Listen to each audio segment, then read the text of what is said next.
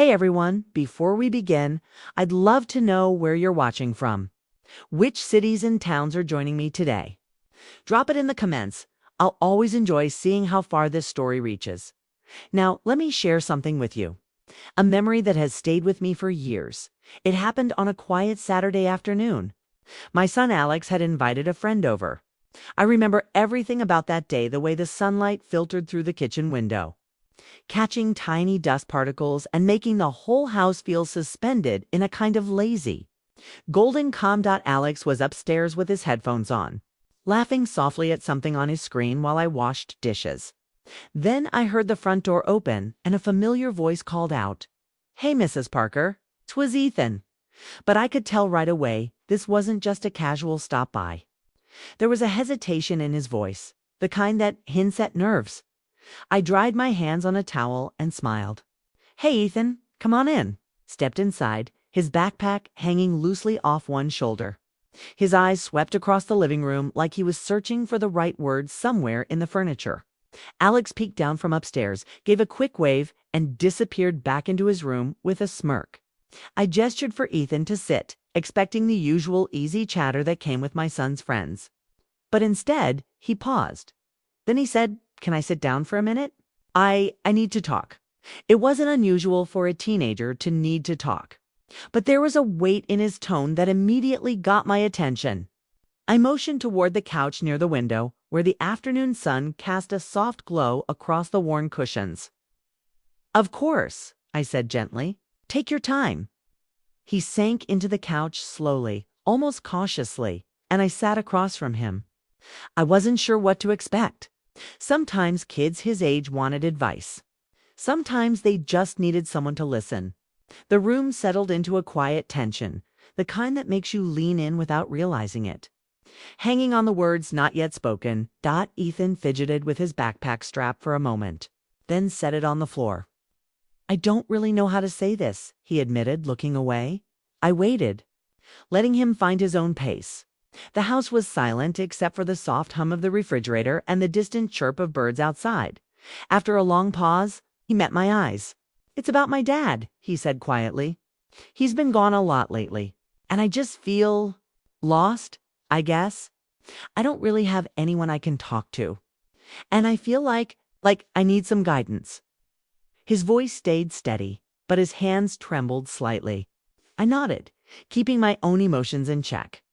I remembered what that age felt like, walking through life with pieces missing, unsure who to lean on. "I understand," I said softly. "Sometimes it helps just to talk, even if it doesn't solve everything. You can tell me anything, Ethan." And in that moment, I realized this wasn't just a casual visit. This was a young man reaching out, trusting me with a part of himself he had kept hidden. There was something quietly powerful in that, the acknowledgement that someone was letting me into their world, that he believed I could understand. We started talking slowly at first, hesitations and pauses, each word carefully chosen. But I could see the relief in his posture, the way he leaned back just a little, as if letting go of a burden he'd been carrying alone. I shared small stories from my own past, not to overshadow his feelings, but to show him that being vulnerable wasn't weakness. It was a bridge. By the time Alex wandered downstairs for a snack, the air in the room had shifted. It wasn't just a simple visit anymore.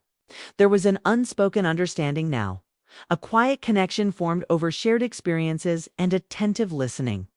I knew even then that this afternoon would stay with me for a long time, a small but meaningful moment that reminded me how much trust and empathy can shape a relationship, even one that starts unexpectedly, in that sunlight-filled living room with the gentle hum of the day around us. I realized that sometimes the most profound connections happen when you least expect them. And when someone simply asks to sit down, it can be the beginning of something unforgettable. The days that followed felt different, though nothing had visibly changed. Ethan still came over occasionally, but each visit carried a subtle weight. Like the air around us knew something important was quietly unfolding. I started noticing small details about him. The way he hesitated before answering questions, how he tapped his fingers on the arm of the chair when deep in thought. the flicker of emotion in his eyes that betrayed what he didn't say aloud. One afternoon, he showed up with a notebook tucked under his arm. I remember thinking how ordinary that seemed until he handed it to me with a nervous laugh. "I thought it might help to write some of this down," he said, his voice low.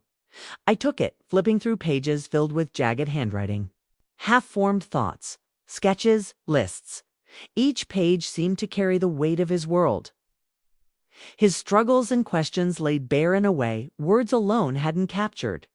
We sat in the living room again, the late afternoon sun casting long shadows across the floor. "You don't have to explain everything," I said gently. "Sometimes just writing it out is enough to make sense of it yourself." He nodded, and a silence settled between us. But it wasn't empty. It was full of understanding. As he talked, I noticed how our conversations shifted naturally. From his concerns about his dad to school, to small victories, to dreams, to simple observations about the world. There was a softness in our dialogue, an unspoken respect that made each exchange feel significant. I realized I was learning as much from him as he might have been learning from me. How a young person navigates life with courage despite the uncertainty and isolation that sometimes creeps in. One evening, we ended up in the kitchen. The smell of baking bread still lingered from the morning. Ethan leaned against the counter, talking about a school project. His words came out hesitant at first, then more fluid as he warmed to the subject. I found myself smiling without realizing it. There was an ease between us now, a rhythm in our interactions that wasn't forced. I felt a genuine sense of connection that transcended age, family, and circumstance. It wasn't dramatic or sudden. There was no need for anything extraordinary. The emotional resonance came from small gestures, the way he would share a concern and then pause, looking to gauge my response. The way I would listen and respond thoughtfully, validating his feelings without judgment. Over time, this trust created a quiet intimacy, one built on mutual respect and understanding. Then came a rainy afternoon. Ethan sat by the window while I brewed tea. The rain tapped softly against the glass, the sky a muted gray. He looked at me with something between hesitation and hope. "Mrs. Parker," he said, "do you think? Is it okay to rely on someone who isn't family? To trust them?" His question wasn't accusatory. It was fragile, a mirror of the uncertainty he felt inside. I smiled softly, setting a steaming cup in front of him. "It's more than okay," I said. "Sometimes the people we trust most aren't related by blood. They're connected to us through understanding, care, and shared moments. Trust is earned, yes, but it's also given when we open ourselves. And you, Athenia, giving it carefully, thoughtfully, that's meaningful." He nodded, and the tension in his shoulders eased just slightly. That day, I realized how much growth had already occurred, not just for him, but for both of us. I had become more patient, more reflective, more willing to sit with silence and allow feelings to unfold naturally. And Ethan, in turn, was beginning to navigate the complexity of his own emotions, learning that expressing vulnerability was a strength, not a weakness by the time the sun broke through the clouds, casting golden streaks across the living room. There was a warmth in the space that went beyond sunlight. It was the quiet glow of connection. Two people meeting each other's hearts in a way that didn't require explanation or ceremonial presence. Empathy and trust. I realized then that the afternoons we spent together were becoming more than visits. They were lessons in patience, compassion, and the kind of understanding that stays with you long after the conversation ends. It was one of those quiet evenings when everything outside seemed to slow down. The streetlights flickered on, casting a warm glow through the living room windows. The soft hum of the heater created a cocoon of calm around us. Ethan had come over earlier, and we ended up in the den with mugs of hot chocolate. The scent of cinnamon from the previous day still lingered in the air. The ordinary comfort of the setting made what happened next feel even more significant. He set his mug down and looked at me with an expression I hadn't seen before, calm, certain, almost peaceful. "I wanted to tell you something," he said. "My dad and I talked. Really talked. For the first time in a long time." I waited, my heart quietly hopeful. "It wasn't perfect," he continued. But it was real. And I don't think I would have known how to start that conversation if I hadn't had somewhere to practice first. If I hadn't had someone to listen without judging. He looked down at his hands for a moment, then back at me. So, thank you for letting me sit down that first day, for not making it weird, for just being here. I felt a warmth rise in my chest, not pride. Exactly. But something quieter. Something like recognition. That what had grown between us was real and it had mattered.